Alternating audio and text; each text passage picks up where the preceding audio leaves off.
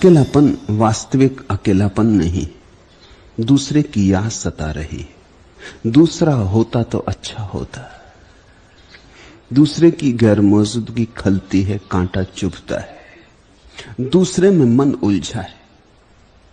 देखने को अकेले हो, भीतर नहीं, भीतर भीड़ मौजूद है। कोई आएगा तो पाएगा अकेले बैठे हो, लेकिन तुम जानते हो अकेले नहीं हो। किसी की याद आती, किसी में मन लगा है, किसी को बुलावा भेज रहे हो, किसी का स्वप्न सजो रहे हो, किसी की पुकार चल रही। कोई होता, अकेले ना होते। अकेलेपन से राजी नहीं हो। आनंद तो दूर, इस अकेलेपन में शांति भी नहीं। अशांत हो, उद्विग्न हो, जल्दी ही कुछ ना कुछ उलझाव खोज लोगे। चले जाओगे मित्र के घर, क्लब में, बाजार में, अखबार पढ़ने लगोगे, रेडियो सुनने लगोगे, कुछ करोगे, कुछ उलझाव बना लोगे।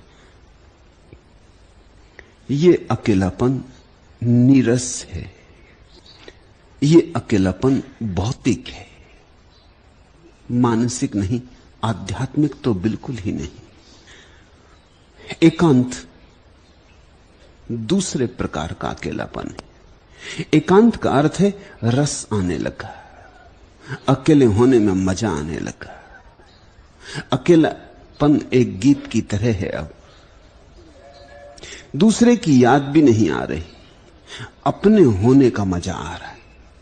दूसरे की याद भी भूल गई है, दूसरे का कोई प्रयोजन भी नहीं है, व्यस्त होने की कोई आकांक्षा भी नहीं है। बड़ी शांति है। पहला नकारात्मक है, दूसरा विधायक। पहले में दूसरे की अनुपस्थिति खलती है, दूसरे में अपनी उपस्थिति में रस आता है। पहले में तुम अपने से नहीं जुड़े, दूसरे में तुम अपने से जुड़े हो। पहले में मन भटक रहा हजार हजार स्थानों पर, दूसरे में मन पंछी अपने घर आ गया। दूसरा एकांत गहन शांति लाता है, ध्यान की अवस्था है। फिर तीसरा एकांत है कैवल्य। पहले अकेलेपन में अपने तो पता ही नहीं है, दूसरे की याद है। दूसरे एकांत में अपनी याद है, दूसरा भूल गया। कैवल्य में दूसरा भी भूल गया, स्वयं भी भूल गए, कोई भी ना बचा। न दूसरा न स्व, न पर न स्व। क्योंकि जब तक स्व का भाव बचा है, तब तक कहीं कोने कातर में दूसरा छिपा होगा। क्योंकि स्वयं की लकीर दूसरे की मौजूदगी के बिना खिंची नहीं सकती। मैं और तू साथ साथ होते। पहले में तू प्रगाढ़ है, मैं छिपा है। दूसरे में मैं प्रगाढ़ है, तू छिपा है। ये एक ही सिक्के के दो पहलू हैं। पहले में मैं ऊपर, पहले में तू ऊपर मैं नीचे, दूसरे में मैं ऊपर तू नीचे, तीसरे में पूरा सिक्का खो गया। न मैं बचा न तू बचा, कैवल्य बचा, चैतन्य बचा। ये परम एकांत है, समाधि की अवस्था। भीड़ तो गई ही गई, तुम भी गए भीड़ के साथ। तुम भी भीड़ के ही हिस्से थे, तुम भी भीड़ के ही एक अंग थे। पहली अवस्था में अशांति है, दूसरी अवस्था में शांति, तीसरी अवस्था में आनंद। पहली नकारात्मक, दूसरी विधायक, तीसरी महोत्सव की। सिर्फ विधायक नहीं, सिर्फ विधायक काफी नहीं है।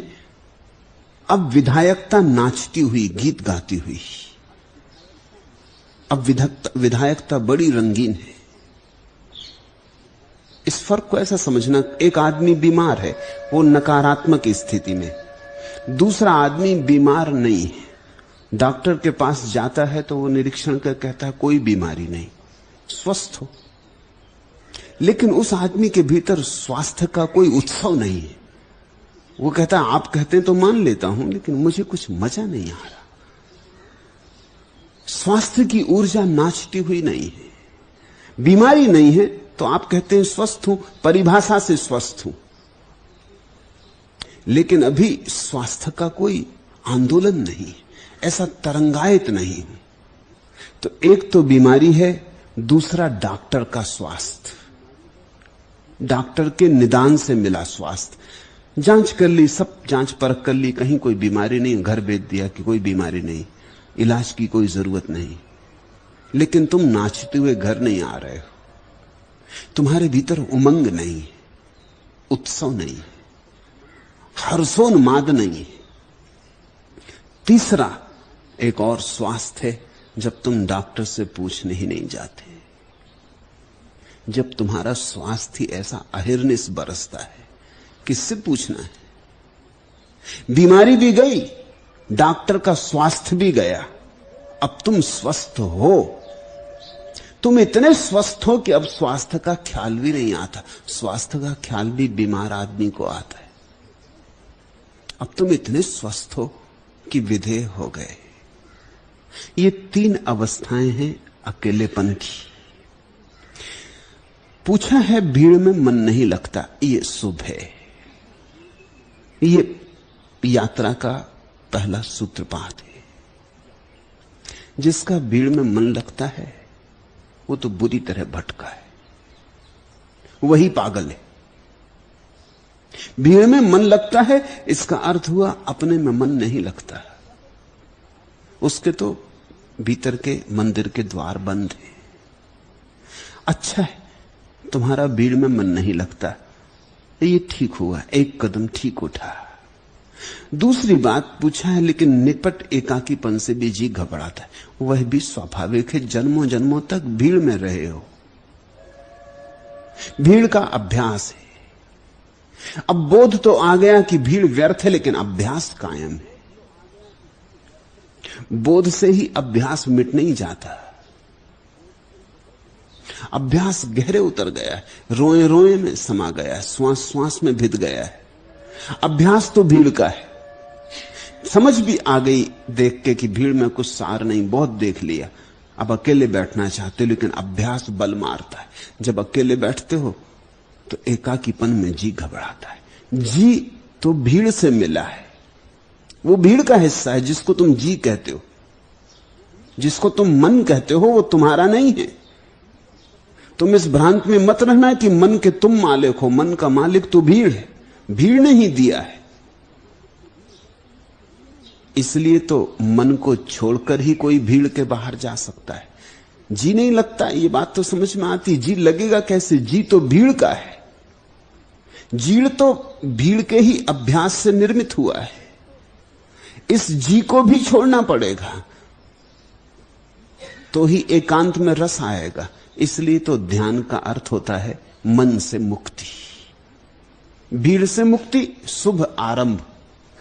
मन से मुक्ति भी चाहनी होगी, क्योंकि मन भीड़ का ही हिस्सा है, तुम्हारे भीतर बैठा हुआ। तुम जरा अपने मन की जांच करो, तुम्हारे मन में जो भी है सब भीड़ का दिया हुआ है। भीड़ ने कहा तुम हिंदू हो तो तुम हिंदू हो, और भीड़ ने कहा कि तुम सुंदर हो तो तुम सुंदर हो, और भीड़ ने कहा कि तुम बड़े बुद्धिमान हो तो तुम बुद्धिमान हो। ये सब भीड़ की ही मान्यताएं, इन्हीं को इकट्ठा कर लिया, यही तुम्हारा जी है। इस जी को भी छोड़ देना होगा। तुम जी से पार हो, तुम्हारा वास्तविक होना मन के पार है। तुम्हारा वास्तविक होना परमात्मा से आता, भीड़ से नहीं आता। भीड़ ने तो जो परमात्मा से आया है उसके ऊपर एक रंग रोगन की दीवार खड़ी कर दी, एक पर्दा डाल दिया है, उस पर्दे को तुम पकड़े हो। तो भीड़ से मन उब गया, ठीक हुआ। अब ये भी समझो कि भीड़ ने जो जो दिया है वो भी छोड़ देना होगा, नहीं तो अकेले में मन ना लगेगा। मन कहेगा वहीं चलो जहां मेरे प्राण है, जहां मेरा मूल उद्गम है, जहां मेरा स्रोत है, जहां मेरी जड़ें हैं, वहां चलो। मन तो भीड़ में ही ले जाएगा, अमन में चलना होगा। इसलिए तो कबीर कहते हैं अमनी दशा, भीड़ से जिसे वस्तुतः मुक्त होना है वो बिना मन से मुक्त हुए न हो पाएगा। इसलिए तो मैं तुमसे कहता हूं जंगल जाने से न होगा। अगर तुम्हें जरा समझ हो तो भीड़ में खड़े खड़े अकेले हो सकते हो। मन छूट जाए बस। समझो तुम हिंदुओं की भीड़ में खड़े हो, लेकिन तुमने ये भाव छोड़ दिया कि मैं हिंदू हूं। चारों तरफ हिंदुओं की भीड़ सागर की तरह लहरा रही, या मुसलमानों की या ईसाइयों की, लेकिन तुम उस भीड़ में खड़े हो और तुम्हारे मन में यह भाव नहीं रहा कि मैं हिंदू, मुसलमान हूं, ईसाई हूं। क्या तुम इस भीड़ के हिस्से हो? भीड़ में खड़े हो, दिखाई पड़ते हो, लेकिन बड़े अदृश्य मार्ग से तुम मुक्त हो गए। भीड़ कहती तुम सुंदर हो, और तुम ये समझ गए कि दूसरे की बातों से कैसे पता चलेगा कि मैं कौन हूं, सुंदर की असुंदर, की स्वस्थ की अस्वस्थ, की ईमानदार की बेईमान, नैतिक की अनैतिक, दूसरे से कैसे पता चलेगा? ये दूसरे के आधार पर मैं अपने को कैसे जानूंगा? ये दूसरे अपने को ही नहीं जानते, ये मुझे ज्ञान दे रहे हैं। आत्मज्ञान को तो सीधे सीधे पाना होगा, किसी के माध्यम से नहीं। ये उधार बातें आत्मज्ञान नहीं बनेंगी। ऐसा तुम जाग गए और धीरे धीरे तुमने उधार बातें छोड़ दी। अब तुम भीड़ में खड़े हो जहां लोग तुम्हें बुद्धिमान मानते या बड़ा नैतिक पुरुष मानते, लेकिन तुम्हारे मन में अब ये कोई धारणा ना रही। तुम जानते हो कि भीड़ को बीच में नहीं लेना है। अब तुम भीड़ के भीतर भी खड़े, भीड़ के बाहर हो। कभी इसका प्रयोग करना, बीच बाजार में खड़े खड़े ख्याल करना कि बाहर हो। क्षण भर को झलक मिलेगी, झरोखा खुलेगा, एक लहर की तरह दौड़ जाएगी तुम्हारे जीवन में एक नई धारा। वही धारा एकांत में ले जाएगी। ठीक हो रहा है, जी घबराता है, जी को भी छोड़ो। जी को पकड़ा तो जी भीड़ में ले जाएगा। जी भीड़ का गुलाम है, तुम्हारा नहीं। तुम्हारी इस पे कोई मालकियत नहीं है। ये तो बड़ी सूक्ष्म तरकीब है भीड़ की। उसने तुम्हारे मन को संस्कारित कर दिया है। वस्तुतः उसने जो जो संस्कार तुम्हारे भीतर रख दिए, उन्हीं के जोड़ का नाम मन है। इसे भी जाने दो, हिम्मत करो। पहला कदम उठाया, अब दूसरा भी उठाओ। दूसरा कदम यही होगा कि घबराने दो जी को और तुम जानो कि मैं जी नहीं हूं, मैं मन नहीं हूं, मैं पार हूं। धीरे धीरे जैसे भीड़ से ऊब गए हो, ऐसे ही अपने मन से भी ऊब जाओगे। तब दूसरा एकांत पैदा होगा। तब तुम्हें बड़ी शांति मिलेगी, अपूर्व वर्षा हो जाएगी शांति की। जन्मों जन्मों से जो प्राण प्यासे थे तृप्त होंगे। मगर यहां भी रुक मत जाना, क्योंकि बहुत से लोग शांति पे रुक जाते। वो सोचते हैं आ गया घर। शांति पड़ाव है, मंजिल नहीं। शांति सेतु है, अंत नहीं। अशांति से जाना है, शांति पर पहुंचना नहीं।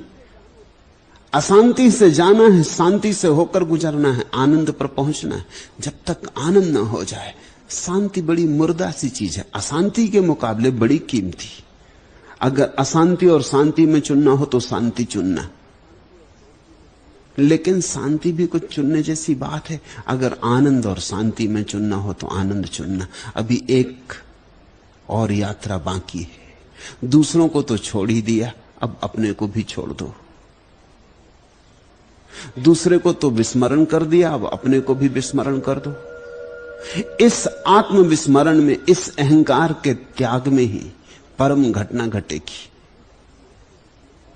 तब तुम सुनोगे पहली बार उस बांसुरी को जो आदमी की नहीं है, जो परमात्मा की है। तब तुम पहली बार निमित्त बनोगे, परम ऊर्जा के वाहक। तुम्हारा रोहा रोहा पुलकित होगा, उमंग से भरेगा। तब कैवल्य की दशा। चल पड़े हो, रुकना मत, लौटना मत। दूसरा प्रश्न, जब कोई व्यक्ति अपने जीवन को किसी दिशा विशेष में ले चलने की कोशिश करता है तो इतर दिशाओं का बुलावा विक्षेप बन जाता है। लेकिन क्या यह संभव है कि कोई व्यक्ति अपने जीवन को उसकी सभी दिशाओं में बहने को छोड़ दे, और तब क्या विक्षेप रहितता की अवस्था में जीवन के बिखराव का खतरा नहीं खड़ा होगा? यह प्रश्न स्वाभाविक है, उठेगा ही, एक ना एक दिन प्रत्येक के सामने खड़ा होगा ही। अब तक तुम चुनकर जिए हो, जो तुमने चुन लिया है उससे एक दिशा मिल जाती है, बाकी सब दिशाएं छूट जाती। जो तुमने चुना है उससे तुम्हें अपनी परिभाषा मिल जाती, तुम्हें पता चल जाता है मैं कौन। अगर तुम सत्य को खोज रहे हो तो तुम सत्यार्थी,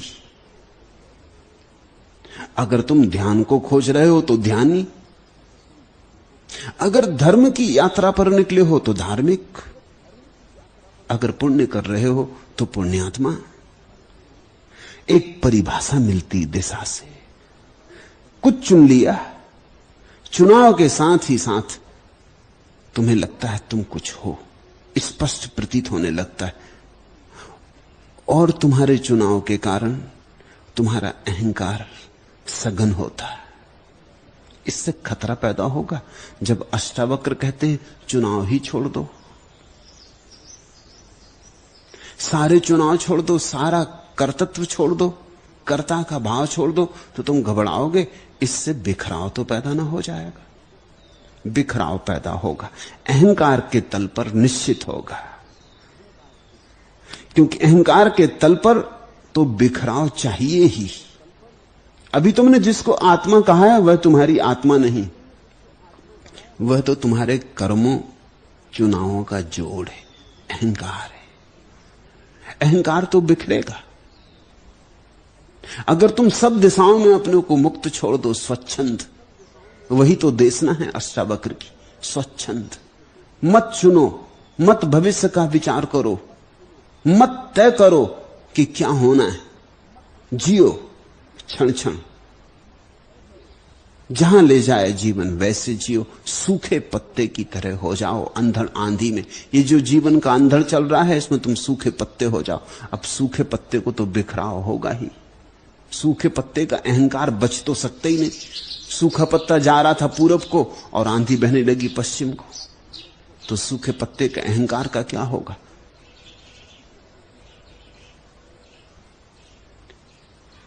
और सूखा पत्ता तड़फेगा, ये तो गलत हो रहा है, जो नहीं चाहिए था वह हो रहा है, मैं कुछ और चाहता था, ये तो असफलता हो रही, ये तो विषाद का क्षण आ गया, तो मैं हार गया, तो अहंकार टूटेगा। और सूखे पत्ते इतने चालाक भी नहीं कि अपने अहंकार को बचाने के लिए नई नई तरकीबें खोजते रहे।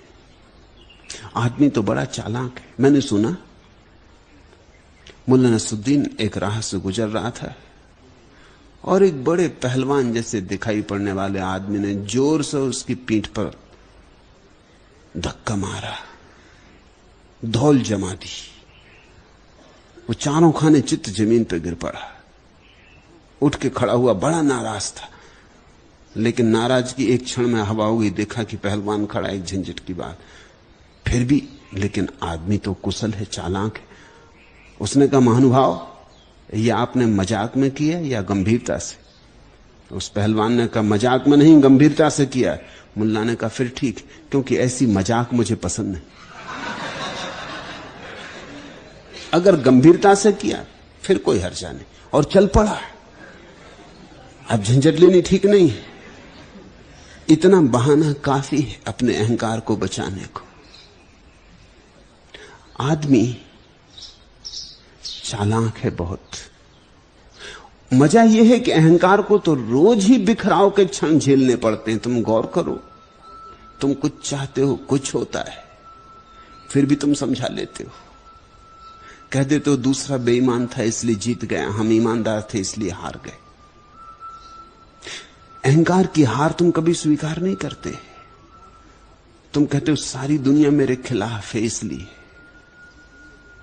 अकेला पड़ गया हूं इसलिए, या मैंने पूरा उपाय ही कहां किया था।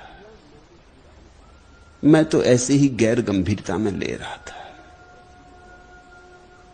तुम कुछ ना कुछ मार्ग खोज लेते हो और अहंकार को बचा लेते हो। अगर तुम जीवन को गौर से पढ़ो, जीवन के पाठ को ठीक से पढ़ो, तो जीवन रोज तोड़ रहा है,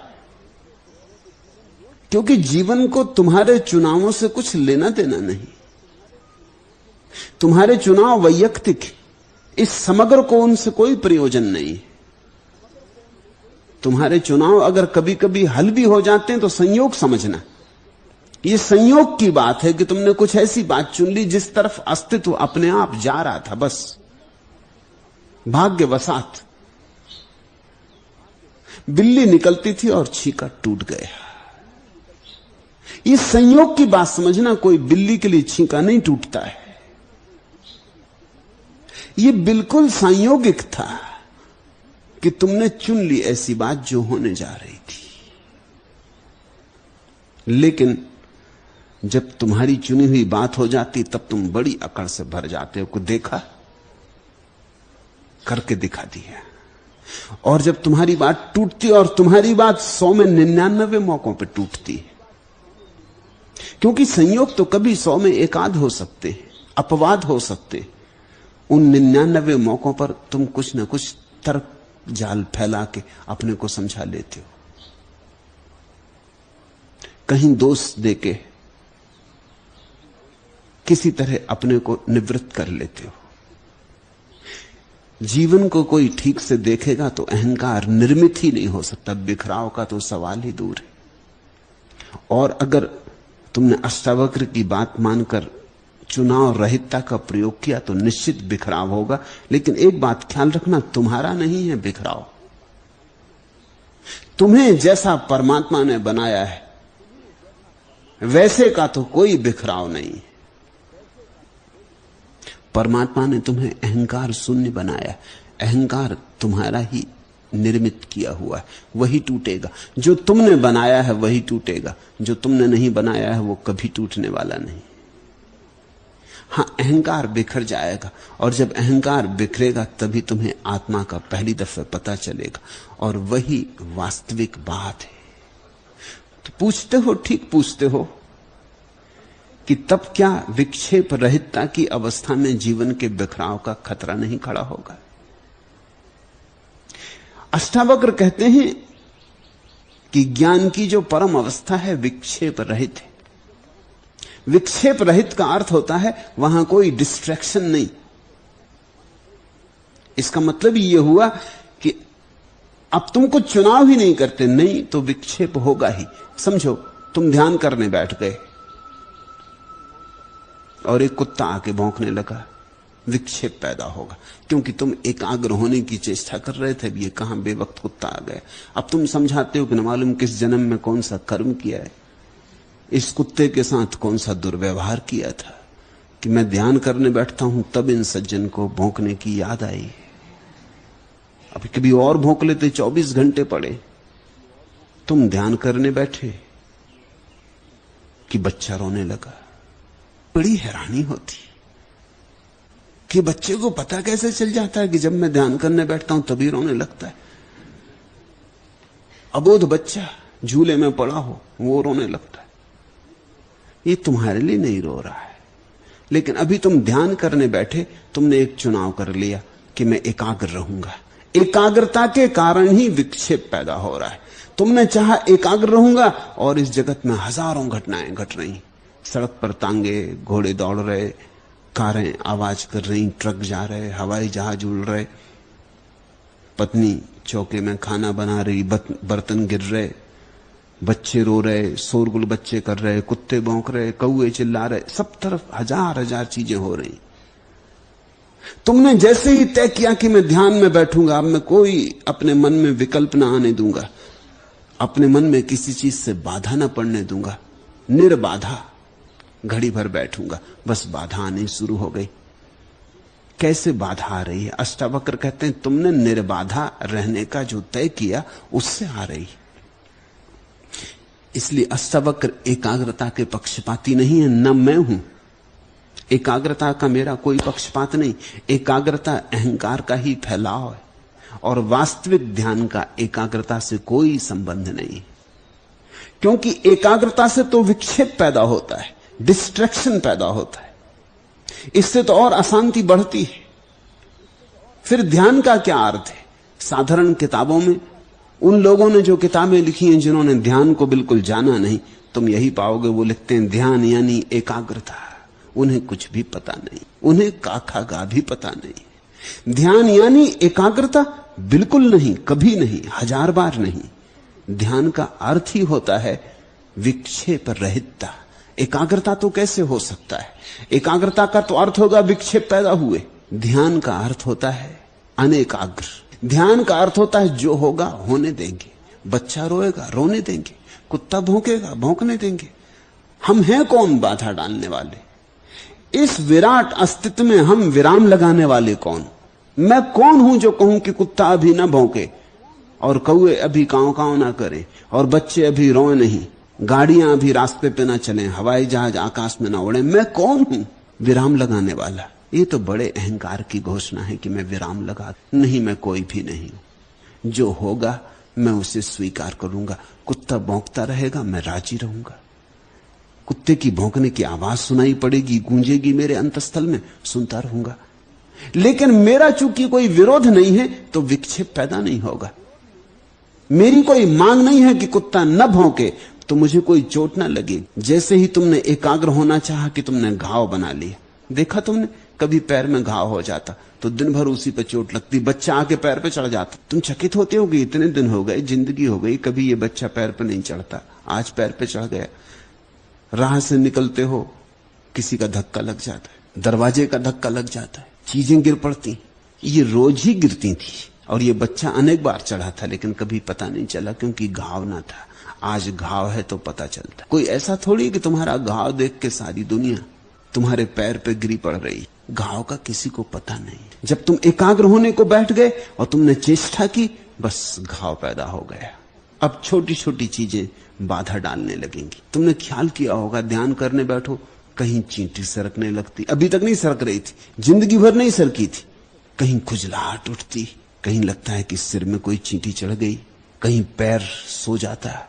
1000 काम एकदम शुरू हो जाते हैं, जैसे सारा संसार तुम्हारे ध्यान के विपरीत है। ध्यान के विपरीत नहीं, एकाग्रता के विपरीत है। संसार विपरीत है ऐसा कहना ठीक नहीं। एकाग्रता में तुमने संसार के विपरीत होने की घोषणा कर दी। एकाग्रता की चेष्टा में तुमने कह दिया मैं दुश्मन हूं। तुमने कह दिया कि अब मैं नहीं चाहता न चींटियां चलें, न हवाएं चलें, न पक्षी बोलें, न रास्ते पे कोई चले, न बर्तन गिरे। तुमने सारी दुनिया को कह दिया कि अभी मैं ध्यान कर रहा हूं, सब ठहर जाए। तुमने घोषणा कर दी विपरीत की। विक्षेप पैदा होगा, 1000 विक्षेप पैदा होंगे। इससे सिर्फ क्रोध पैदा होगा, अशांति पैदा होगी। ध्यान का वास्तविक अर्थ है अनेकाग्रता, नॉन कंसंट्रेशन। शांत होके, शिथिल होके बैठ गए, जो होता है होता है, स्वीकार कर लिया। इस स्वीकार की दशा में एक चीज बिखरेगी, वो अहंकार है, और एक चीज संभलेगी, वो तुम हो। एक चीज जाएगी, अहंकार है, एक चीज आएगी, तुम जाओगे, परमात्मा आएगा। या तुम्हारा झूठा रूप जाएगा और तुम्हारा वास्तविक रूप आएगा।